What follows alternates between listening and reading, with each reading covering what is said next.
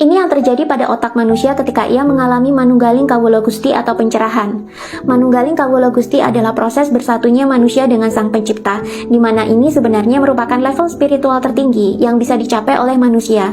Segala macam praktek spiritual, baik tantra, okultisme, agama, maupun pelatihan pemberdayaan diri lainnya, sebenarnya semuanya bermuara kepada pencapaian spiritual tertinggi sebagai seorang manusia.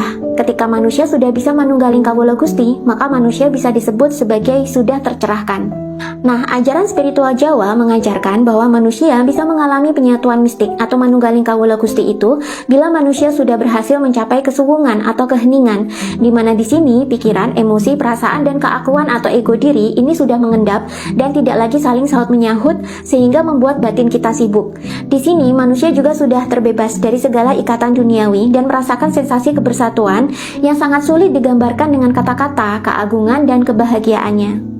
Sebenarnya apa sih yang terjadi pada otak manusia ketika ia mengalami kebersatuan mistik atau fenomena manunggaling kawula Gusti ini? Ini pernah diteliti oleh Dr. Joe Dispenza dalam bukunya Becoming Supernatural.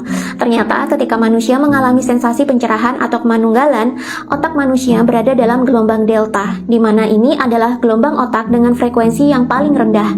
Di sini otak benar-benar istirahat, tidak lagi sibuk berpikir, dan manusia merasakan ketenangan yang sangat dalam sekali.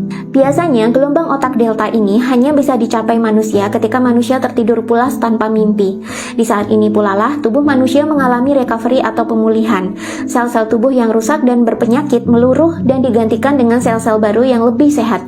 Demikian juga dengan pemberantasan penyakit. Sistem imun manusia bekerja dengan optimal untuk memberantas penyakit sehingga manusia bisa mengalami penyembuhan secara alami. Dan ternyata dengan meditasi yang sangat dalam sekali, kondisi gelombang otak delta ini bisa dicapai tanpa harus tertidur pulas. Justru di saat inilah manusia bisa merasakan sensasi kebersatuan mistik dengan Sang Pencipta. Dan setelah meditasi diakhiri, biasanya kemampuan-kemampuan psikis atau supernatural manusia yang lain akan semakin terbuka.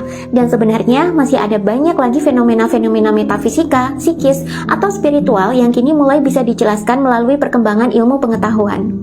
Selengkapnya bisa kalian baca sendiri di buku Becoming Supernatural berikut ini. Yang mau bukunya bisa segera cekot di keranjang kuning di TikTok aku.